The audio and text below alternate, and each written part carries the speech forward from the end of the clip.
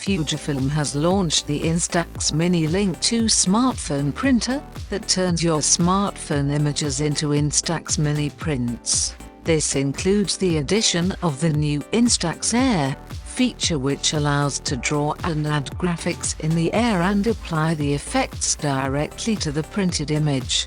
The updated Instax Mini 2 printer improves on the already compact and lightweight design and transfers images from a user's smartphone and starts printing in about 15 seconds.